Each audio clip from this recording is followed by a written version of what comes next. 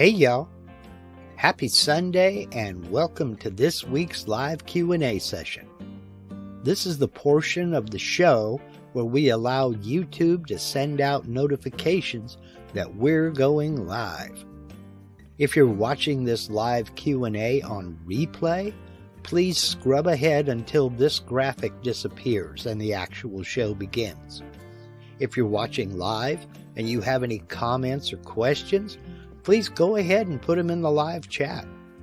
But for now, grab a beverage, sit back, and relax while the countdown timer does its thing. Then we'll get started.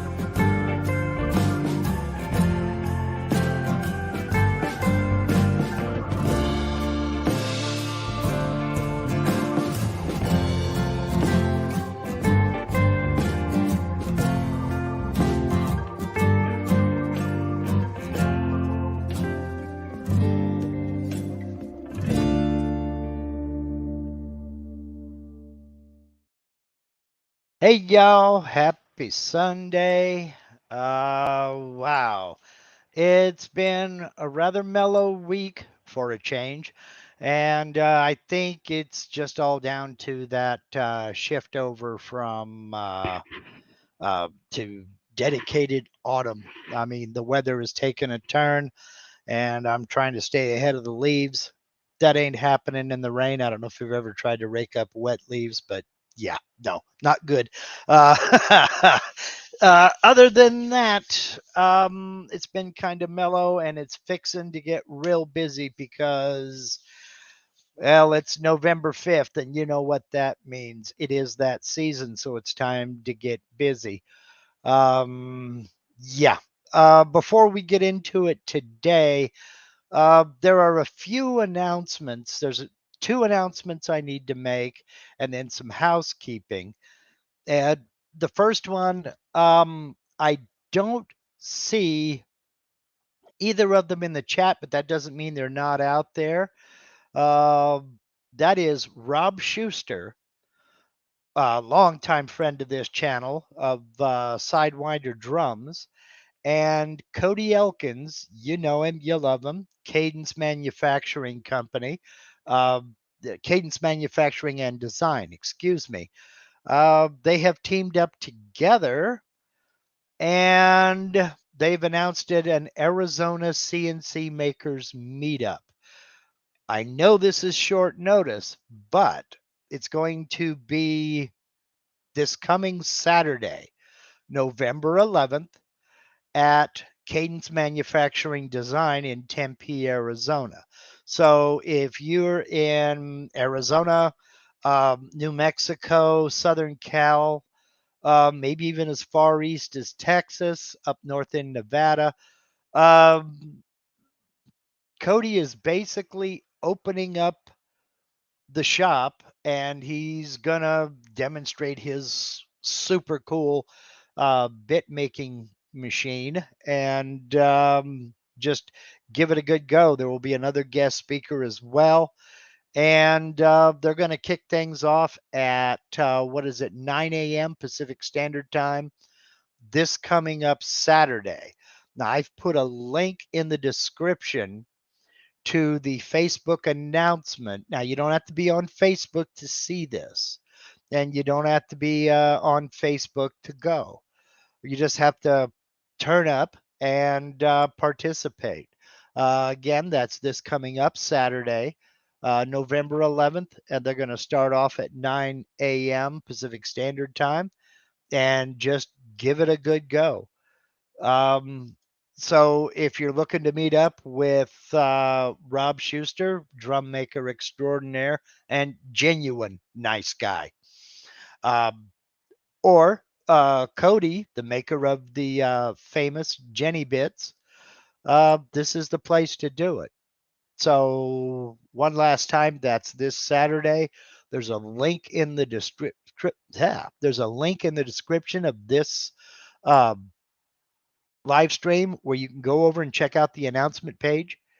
And there's a map, there's the address, there's all the information that you need over there. And again, you don't have to be on Facebook to see this page.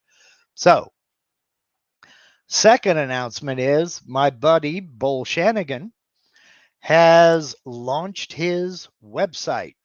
For those of you who are looking for one-on-one training in Vectric software, be it vCarve Desktop, vCarve Pro, or Aspire, bullshanigan.com is the place to head to. I put a link to it down below. Also, he is the guy for one-on-one Vectric training. I wish I could do it. I just simply can't. But Bull, he's the guy. I mean, you can go on there and see testimonials about his services. He's putting together a community resource page, a place where you can go to find 3D modelers, and you can find 3D software, 2D software, design software for laser, for 3D printers, for CNC, all of that good stuff.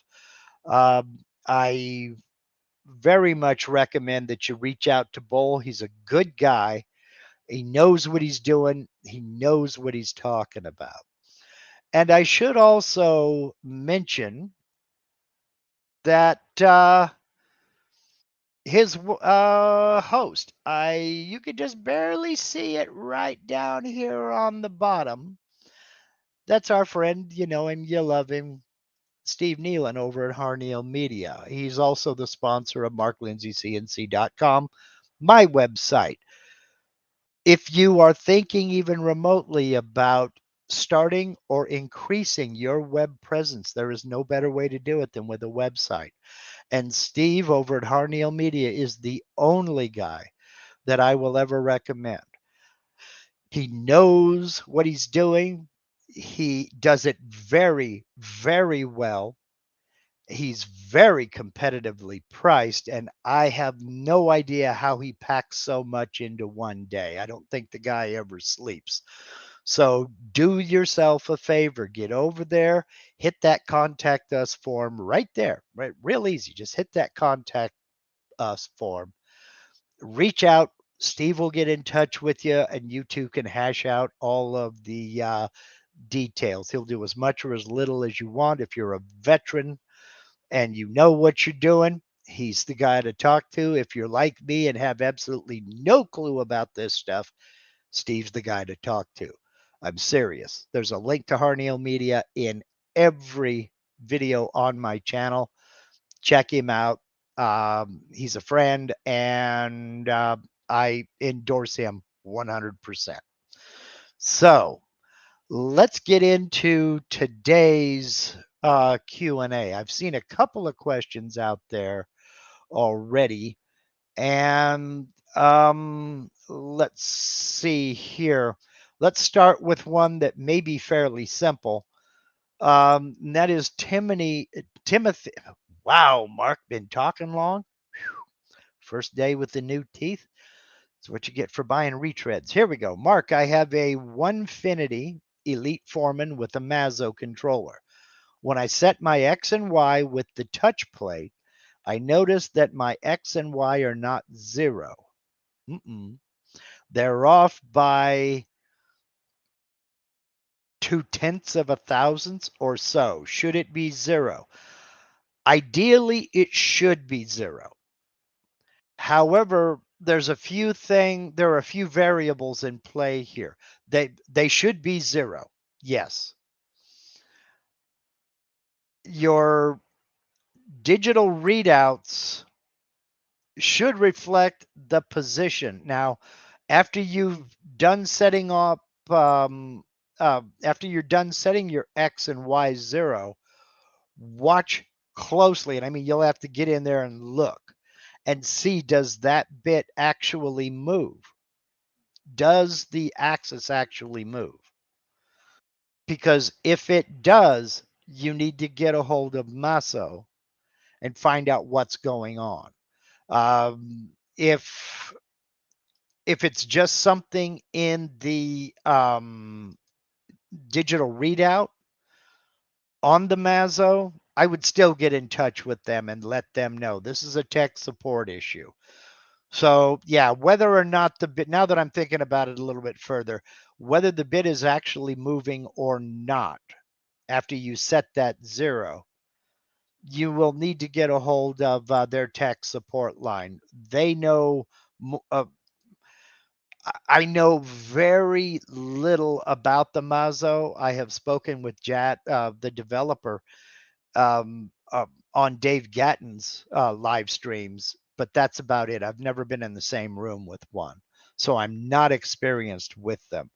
But this sounds like a tech support issue that you need to pursue, because ideally, yes, they should be. The other side of me says that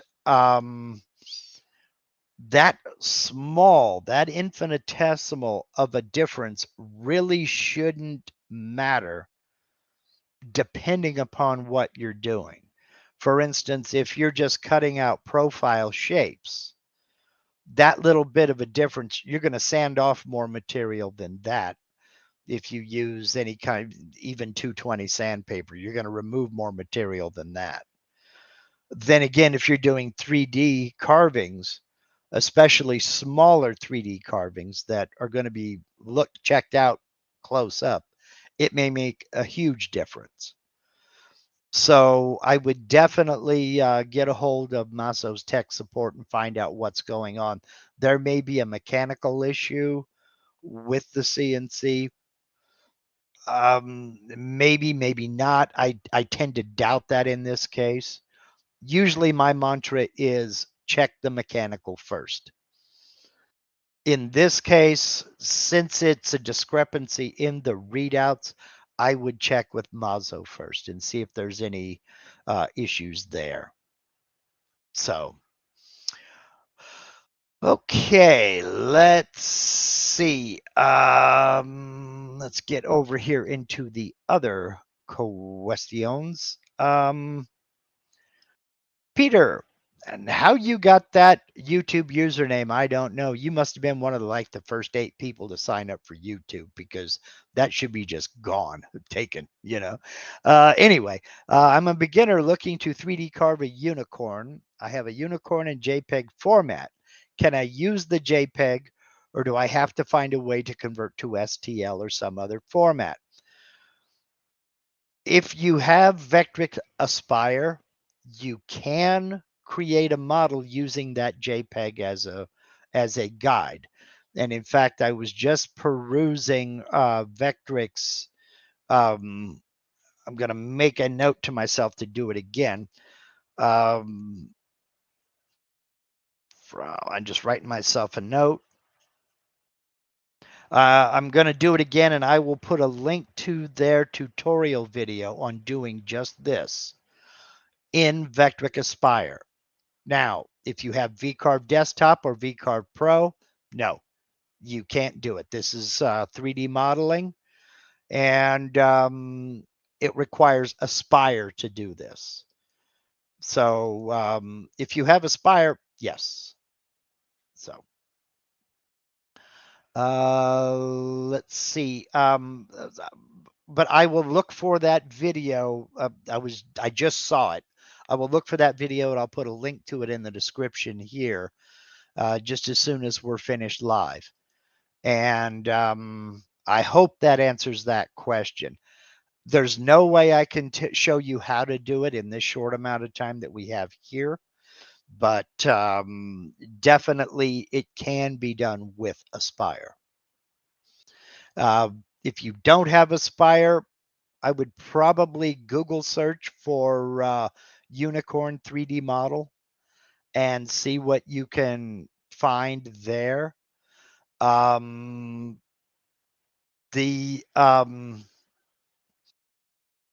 Design and Make, I will also put a link to them, is a subsidiary of Vectric, and they have all kinds of models over there on their website. It's designandmake.com. Pretty easy. And I don't remember if they have a unicorn in one of their packages or not. But if you do go that route and you find the model that you want over there and you download it, make sure that you download it in the V3M format.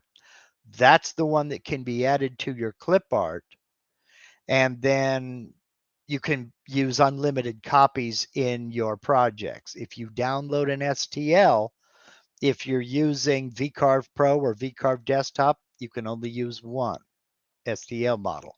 So download it in the V3M file format, and you can use as many as you want in the project. So I'll put a link to both of those down in the description box. I see Steve has already put a link out here in the chat. Again, they are a subsidiary of Vectric, and all their models will work with all Vectric software. So let's see here. What do we got going on?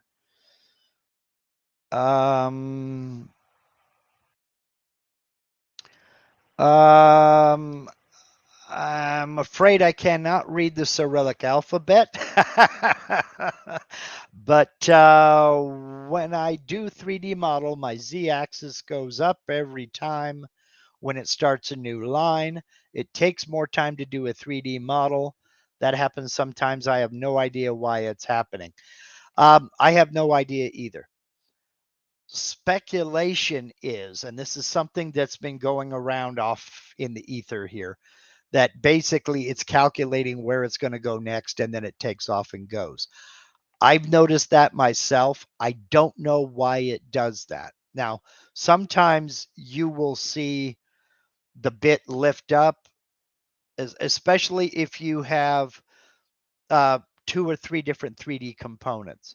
And it's got to do, you have, let's say, a border around the inside of a project. You have a component in the middle and then a border around that and then more components around the outside. It will go across, do the whole bottom, and then continue up one side and then lift up and then go back and then start and kind of continue up the other side. Then it'll come back and go back and it'll start doing the border and then start doing the centerpiece. And you're wondering, well, why is it doing that? Why isn't it just going back and forth? When the software calculates a tool path, it tries to calculate the shortest distance and the shortest amount of time. It's not always apparent to us why they would do it that way. I'm not sure how they figure out either, but that's just the way it gets done. And it's crazy. It's just crazy to do that. Oh, okay. The Cyrillics are for Michael. Okay. I would love to be able to read the Cyrillic alphabet and be able to, just as I would like to be able to read the Hebrew alphabet, the Arabic alphabet, and Japanese, but there's just too much. There's just too much. So, but yeah, I really can't explain it. I'm not sure that anybody can explain it. Why it will occasionally lift up and make little jogging motions, continue the carve, and then lift up and then get started again. I'm really not sure why it does that, but I'm with you. I wish it would stop. Now, something you can do to help cut a little bit of time is, let me get into the software over here. When you're getting ready to calculate your tool paths, you go into material setup. This is where down here you set your rapids, your rapid Z gaps above the material. I'm sure you've heard the phrase safe Z. This right here, clearance Z1, that is your safe Z. Basically what that is, that's the measurement above the surface of the material where it is safe for your bit to move at its rapid feed rate, at its rapid speed. So if it's doing a bit of a carve over here, then it needs to lift up and scoot over to the other side of the material to start carving over there. It knows to lift up, in my case, 1/4 of an inch above the surface of the material before it moves. Some people will go with a much shorter safe Z setting than I have. That will shave off some time, but I don't know how much it will shave off. So, well, Michael Mazalik says if the bit is raising on the 3D toolpath, it could be because the component is beyond the job size. I've noticed it on some of my carvings as well, Michael. It will be carving along and all of a sudden it'll get to one end, then lift up and then come back down and then go back to carving. And it's arbitrary. It doesn't do it all the time and it doesn't do it on every project. So I really honestly don't know what's going on with that. Okay, if you're already doing that, then I don't know if there's I don't know if that there's anything I can help you with as far as that is concerned. I'm out of bright ideas, I guess, is what I mean to say. So let's go back over here. Vortex 8 has about a 3-part question. I have a logo from a patch that I need to V-carve. I tried to do a trace, but to no avail, so I had to hand draw it. I have problems with intersections because of this. How do I go about carving or working with this? Okay. It's the Northbrook Fire Department insignia. Okay, I don't know what that looks like. But basically what we're getting to is we're talking about, let me bring Aspire back up. And I don't think I have any, do I have a file that I can put in here? That, well, maybe, yeah, maybe my pirate. Let me go ahead and open up my pirate and we'll see. Basically what we're looking at is you have a lot of intersections after drawing the components, after doing the bitmap trace. The easiest way to take care of those is to start putting the elements onto different layers. So for instance, you see down here, this is the pirate's beard, okay? But it overlaps. There's an intersection here, here, here. It overlaps his mustache. It overlaps his earlobe. It overlaps all kinds of things. The only way I can V-carve this is by putting it on its own layer, so that when I look at my layer list, I have it all separated into colors because this is for an epoxy inlay. But what I've done, if I go down here to my layers tab, I've put each color into its own layer. And then I associate the toolpath with those layers. But without getting into that, let's say we're looking at his beard. If I need to cut his beard, that's a closed vector that may overlap other vectors, but it's not going to interfere with those other vectors because it's on its own layer. I can come in and turn off other layers. For instance, this here is the black outline that I'm going to carve around. So when I get ready to go carve this black outline, I can just turn off his beard. If I can find, oh, there it is. Nope, that's not it either.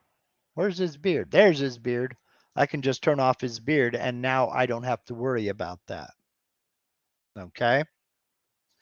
So it's 100% putting each of these components on layers.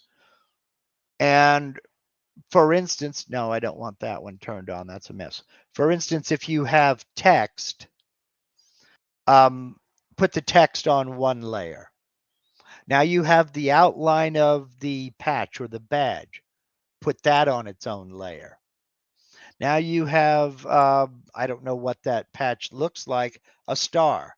Put that on its own layer.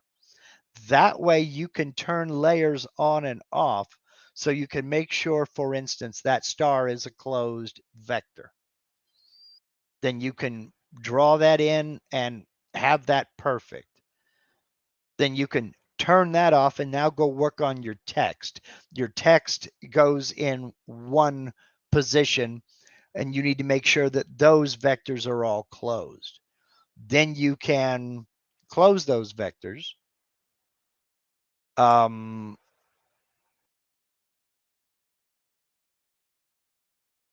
and then turn that off, and then go to any other artwork within the patch. But put those different vectors for the different sections of that badge onto their own layers so you don't confuse yourself.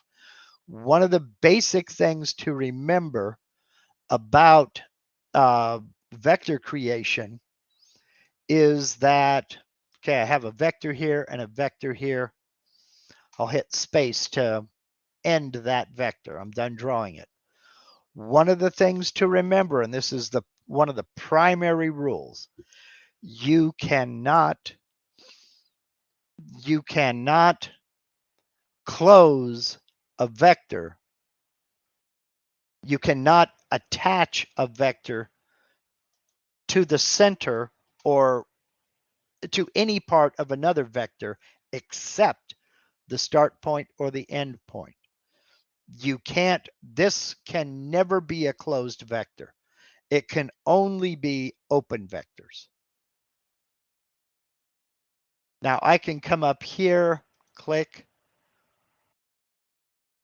click, click, then close that.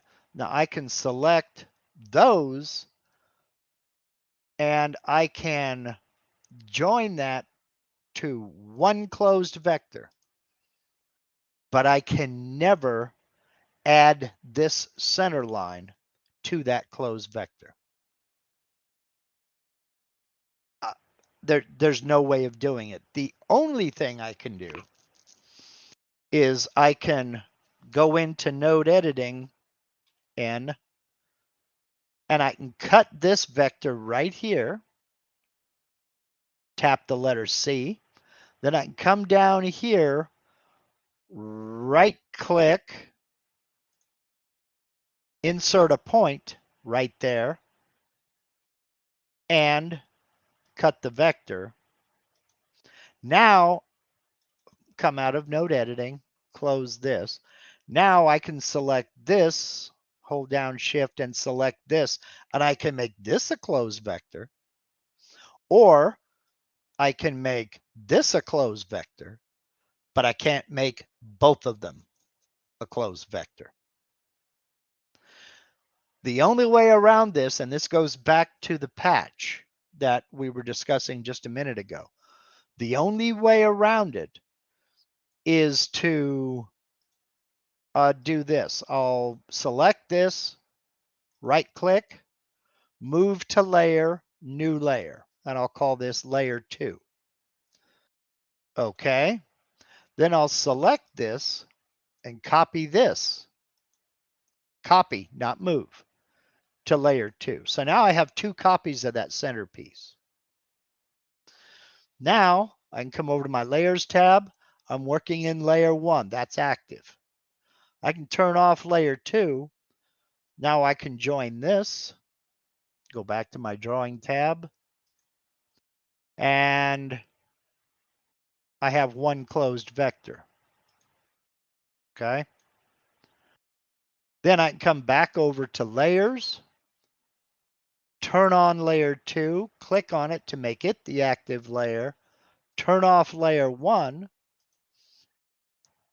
and I can join these.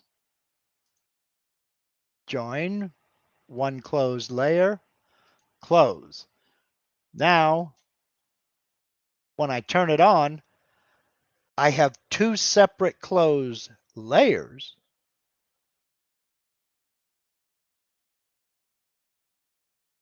Or excuse me, 2 separate closed vectors that will give me the same effect as having a closed vector here with a line running to the center of it. But there is no way to close a vector from any point other than the start point and end point.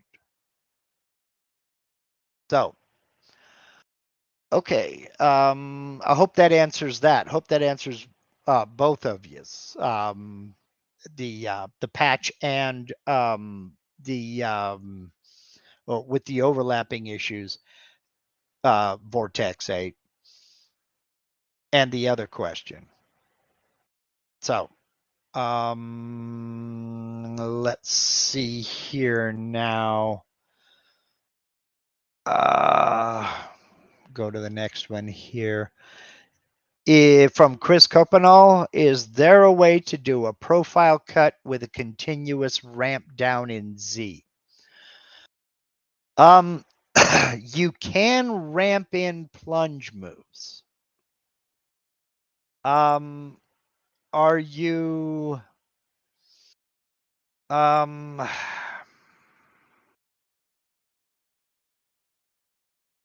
let's see here. Can you do a ramp? Let's take a look at this. Yeah, we'll just use this one here as an example. And I shoot over to my toolpath tab.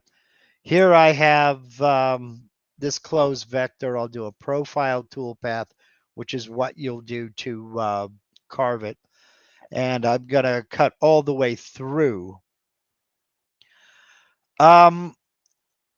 If you have a bit and your machine is stout enough, let me ask you this. Were you attempting to cut the full depth all in one pass? If you are, you need to have a bit that's up to the job and you need to have a machine that's up to the job. Because most home hobby CNC routers are not up to carving, let's say, 3/4 inch thick plywood in one pass. If your machine, for instance, my Avid, is more than capable.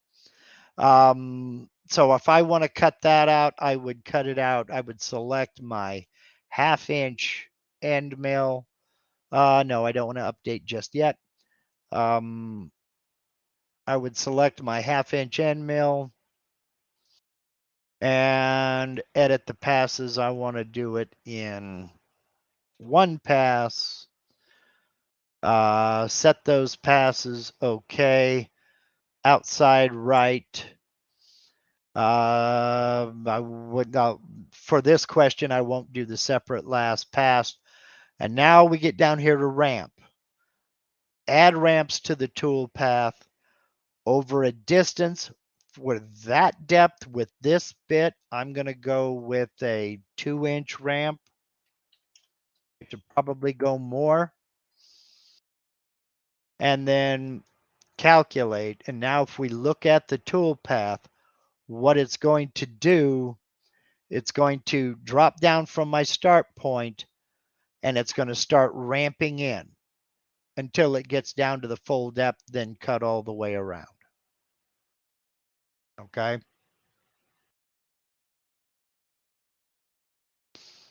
Okay.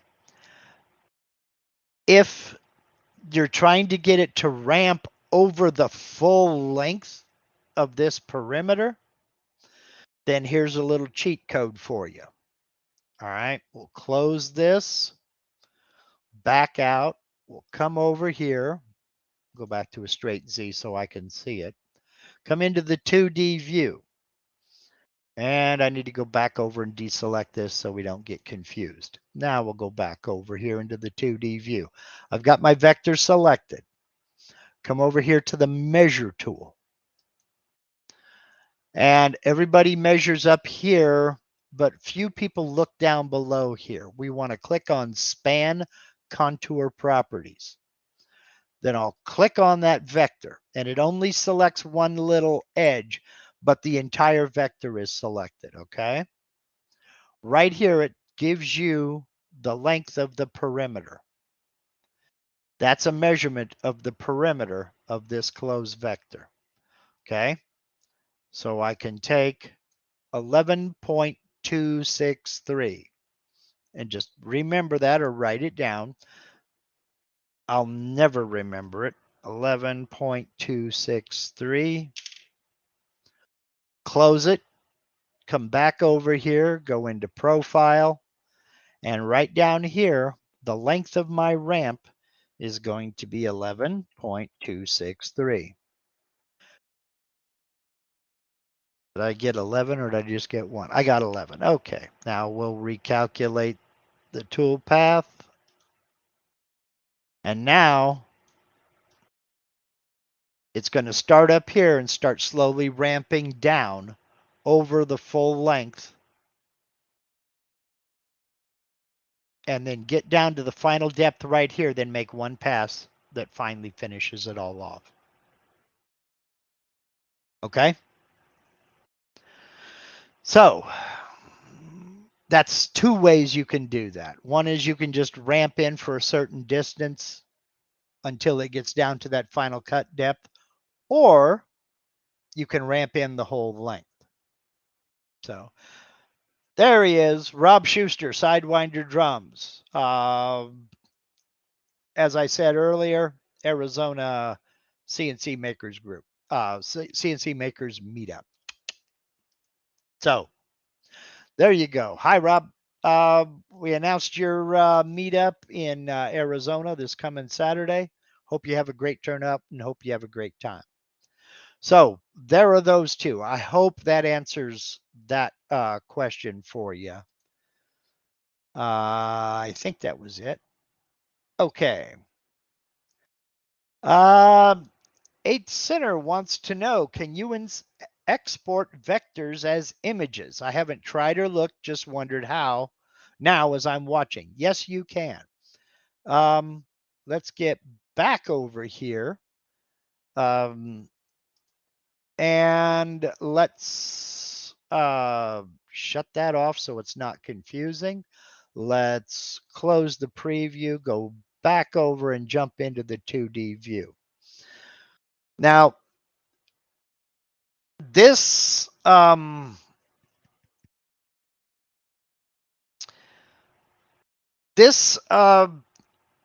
a little bit of playing around, okay? And there's a couple of ways you can do it. I'm zoomed in pretty well on my vectors. You can come up here and go File, Export as, and there are various different methods of exportation. EPS, DXF, AI, SVG, PDF, what have you. Personally, I would go with the PDF route. That's just me. You can go with an SVG. That's fine. It depends on what you're going to be using it for. But you can SVG your PDF. But I'm going to give you another cheat code. Okay. And that is something that's built into every Windows computer. If you look down at your keyboard, up along the top row, usually above Delete key, there you'll see a print screen button and that nobody ever touches. Just tap that print screen button. Then get into Windows, something else that comes with every version of Windows, and get into Paint. Now I'm here in Paint. Hold down the Control key and tap V. By tapping Print Screen, you have taken a screenshot of everything on your monitor right then. Everything on your computer. Now, I'm running 2 monitors, but because I was over here working and I hit Print Screen while I was in this monitor, you got everything from this monitor and not the other one. Now, all I've got to do is crop it. So, crop, and now I can save that as whatever format I want. I can save it as, let's go, File, Save As. I can save it as a PNG, a JPEG, a BMP, a GIF, or any other of the other image formats. I use this a lot. A lot of people like the snipping tool. I learned this on Windows 95, and I've used it ever since. I've never used the snipping tool. So just print screen, open Paint, paste, crop, done. You know, that's the way I've always done it. This may not be what you want. Let's see here. Reason I want to export files, though, is to save files as 2D files that can be printed elsewhere because I can make vectors with high accuracies. Why do you prefer PDF? Okay, now, having said that, there's a couple reasons why I prefer PDF. Um, uh, for instance, and you mention it in your next comment here, what you want to save them as 2D files that can be used elsewhere. Where? In what program? DXF AI, I have no idea what they're for. AI is an Adobe Illustrator file. If you are going to be using this in Illustrator or Photoshop, then AI file is the one you want to export to. Let me close down Paint. I don't want to save it. Export. If you're going to be putting it into Adobe Illustrator or Photoshop, you can export it as an AI file. Okay. If you're going to be putting it into a CAD CAM program, some laser programs, not all, then you can export it as a DXF. DXF stands for Drawing Exchange Format. It was created by Autodesk as a way for draftsmen and engineers and architects to share files, share drawings over different platforms. So if you're working with if you're working with Vectric and you want to send a drawing to somebody who is using Rhino, you can export it as a DXF and they can import that DXF into Rhino. Or if you want to send it to somebody who is using AutoCAD, they can import it into AutoCAD and it'll be just as you drew it, same dimension, same everything. Okay. Now, DXFs are not photographs. They're not pictures. SVG would probably be your best bet if you're just going to be using it mostly to share images with others just to get feedback. Sounds like SVG would be your better bet. So there are many, many, many, many ways. The reason that I tend to prefer PDF is if I export this as a PDF, let's say, I want to export both layers, sheet one, I'll export it and I'll save it in this folder that I already have open. And I'll just let it be called new PDF. Save it. Then I can go to, where's it at? PDF. And I can open that PDF. If I use the Adobe Acrobat, which I don't have on this computer, I can scale this. I can create posters and it will print out large. I can scale it for 100%. I can scale it to I have a whole bunch of options when it comes to printing it out. Not only that, it is it's an open document source that just about everybody can read. There's a PDF viewer for just about every operating system. So you're right, SVG is not an image, it's scalable vector graphics. However, just about every image reader can read one. So Dwayne Ruthig says most can open the PDF with a web browser, which is what I'm doing right now. It's open in Chrome. So when I go to print it from within the Adobe PDF reader, I'm in control over how I scale that and how I print it.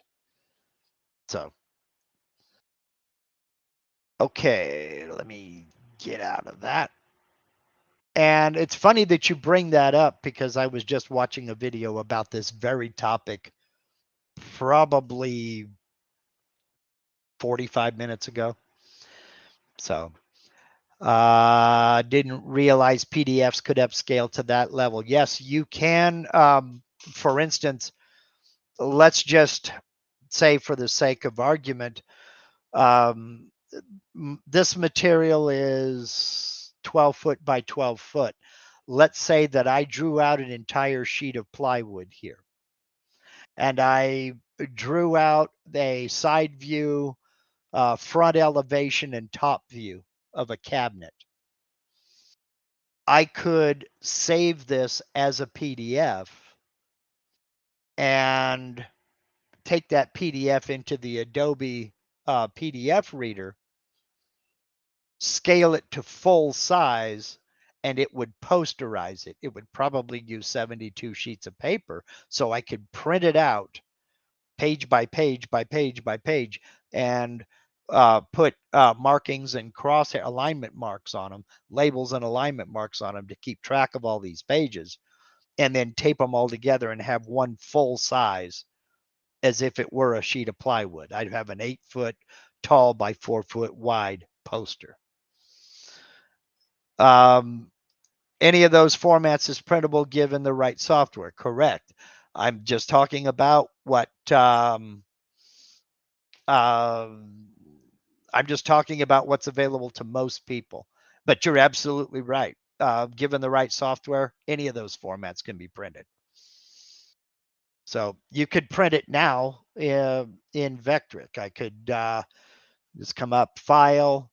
I would probably go Print Setup first, select my printer, do any properties changing there, cancel because I don't want my wife to suddenly hear the printer kick on, and then go into Print Preview. And here's where it gets a little strange. Wait for the Print Preview to pop up. Okay, cannot complete it because the other program is busy. Okay. Let's switch to, yeah, let's just cancel it. Nope, I shouldn't have done that. I shouldn't have done this. Okay, come on. Well, I'm gonna have to do the 3-finger salute to get rid of it here. Boink. And let's end that. There we go. Okay. We'll bring up that session of Aspire. Okay. So basically, yeah, there are many ways to skin the proverbial cat, but whatever works for you is the right one for you. That wasn't a very good demonstration, but you can print straight from Vectric. So my wife had to chime in. It's okay. I'll just take the paper out and let you deal with it. Yeah. Okay. Let's see. If I wanted to get into some 3D imaging drawing for projects, what program do you recommend? You're talking about 3D modeling? I use Vectric Aspire, as you can see right up here. I use Aspire. Yes, it's a chunk of change. Yes, it's pricey. In the beginning, you'll go, gulp. How come they charge so much? 6 months later, you'll be asking, how do they sell this so cheap? There are other 3D modeling programs out there. There are probably better 3D modeling programs out there, depending upon what you want to do. But not at this price point. And I'll get some pushback on that. I know a lot of people absolutely love Blender. It's free and it's open source. And that's the kind of support you'll get. Open source. With Aspire, I know if I have a problem, I can email Vectric support and I'll have an answer tomorrow. And that's only because I'm in the US and they're in the UK. So, 8th Center, I would highly recommend. There's a link to his, if that's what you're interested in, there's a link to his channel in the description of this live stream already. And that is, you go over and you check out Michael Mazalik's YouTube channel. As I said, there's already a link down in the description. And check out his channel. If you want to get into one-on-one training, there's another link down in the description to Bull Shanigan. And he does one-on-one. Steve has right on the spot. Now you know why I love Steve. Now you know why I keep talking about him. That is Michael Mazalik's YouTube channel. He is my 3D guru. In fact, I'll be talking to him a little bit later on this afternoon. The man is a true artist in every sense of the word. So I would highly recommend you go to his channel and check out some of his videos. If that's something that you want to get into, upgrade your license to Aspire. And I don't think Michael does one-on-one training, but my buddy Bull Shanigan does. And as I mentioned, his website, there's a link to his website down in the description of this live stream. Okay. So, let's see. Can I model cabinets on it? If you can draw it, you can model it. However, as A.L. Peleg says, if you want to model cabinets, I think you'd be better off with SketchUp or Fusion 360. I do things like that in SketchUp. Yes, if you already use SketchUp, then go with that. But Vortex 8, if you don't use SketchUp, I would look into it. SketchUp is free. Aspire is not for that type of 3D modeling. If you're looking for something that handles textures for making video game characters and things like that, probably something like Blender is the way to go. If you're looking for more of the artistic side of thing for carving, then I go with Aspire. There are other titles out there. I don't think there is any one that is perfect. I know a lot of people use ZBrush. I know a lot of people use Rhino. There are a bunch of them out there. But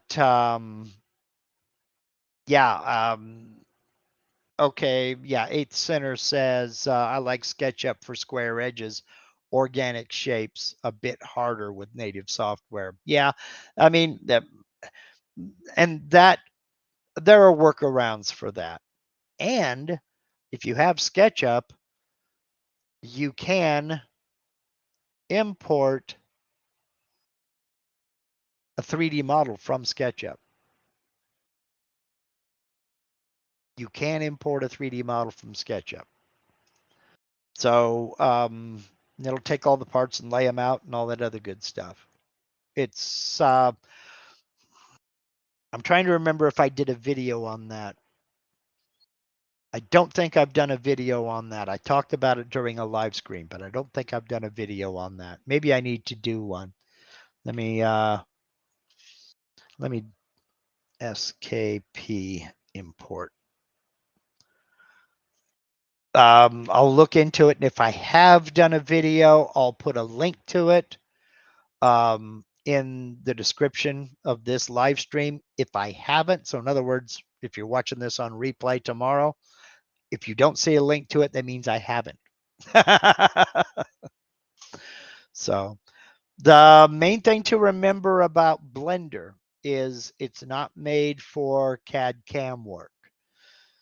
There is a plugin for it called Blender Cam, but it's pretty complex and there's a steep learning curve, and I know nothing about it. So let's see. I think now something else to remember there is that when you get a, let's say, let me see, find a, let's do this model here, for example. Open it up. And yes, remember that VCarve will only import one 3D model per project. Yes, that is, well, that is of the STL or OBJ variety. If it's a V3M file for VCarve or a V3M or 3D clip file for Aspire, you can import as many as you want. So let's go over and we'll do a preview here. Preview all toolpaths. Don't know how long this is going to take to run, but let's go ahead and go for it and see what we get. And now it looks like we're doing okay. Yeah, there we are. All right, now I'll double click my waste material to get rid of it. And then I like to go with a perspective view like that. Kind of zoom in a little bit. And you don't, doesn't have to be 3D. It can just be a 2D as well, a piece of material with V carving on it. That button right there, save preview image. And I'll just call it preview. And saving it as a JPEG, and I'm putting it back in that same folder, save. And now when I go to that folder, there's my preview JPEG. And there we are. So that's real handy if you're sending things off to customers to get final approval, what have you. So I hope that helps. That was a lot of information to go through really, really quickly, just simply because there's not enough time to sit and focus in on one little thing. So when it comes to super accurate layouts, Mark, how do you snap and arrange things to coordinates or find coordinates for exact nodes? That I could do an entire show on just that, and I have. Richard wants to know how long to carve that last model. Let me jump over here. Let's find out together. That was this one. Let me close that and go into my toolpath summary. For my machine, Richard, an hour and 29 minutes. So I hope that helps that. But that's for my machine using my feeds and speeds. So now your question was layouts. How do you snap and arrange things to coordinates or find coordinates for exact nodes? Well, if you, let me close that and come in here, and I'll make a rectangle. Close. I have the rectangle selected. I'll tap the letter N on my keyboard to go into node editing. And if I go over here, I can put my crosshairs over it. And if you look down here at my readouts, that'll give you the readout to that node. That's telling you where it is.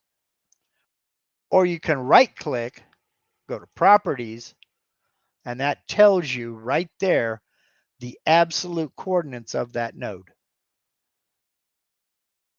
Okay?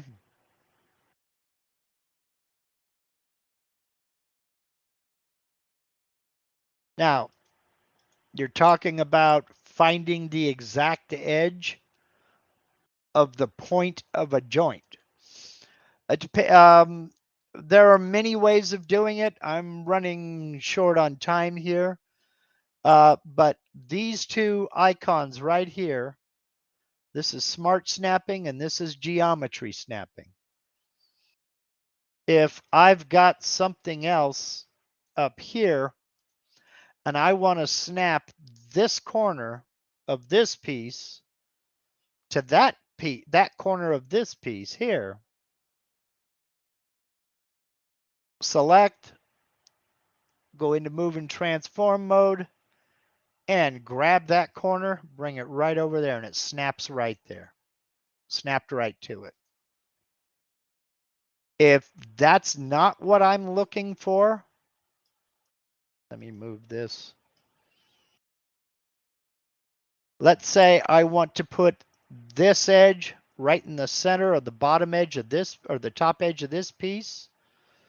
Select this, hold down shift, select that, come over here to alignment, and I want to align to the outside edge right there. Now it didn't move over. Now I'll center it horizontally. And there we go. It snapped to this edge right in the center.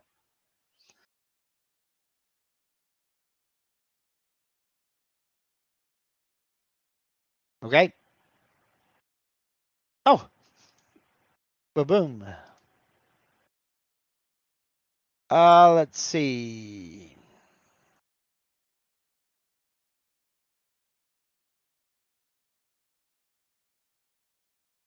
Okay. Yeah. We've already talked about the overlapping and everything else. If you use these for, you can go in different directions. If you're snapping to, I want to snap the top of this to the bottom in the center. I'll select the thing I want to snap, hold down shift, select what I want to snap to, go into alignment. I want to snap to the bottom edge. It'll bring it down to the bottom edge. Now I want to align to the center horizontally. And there it is. Now I can zoom all the way in and you can see those vectors are right on top of one another. Now, that gives you an overlapping edge, but that's what you want in this particular case. Okay? There we go. Steve has posted a link to the smart snapping video on my channel. And it's about 30 minutes long. So, okay. All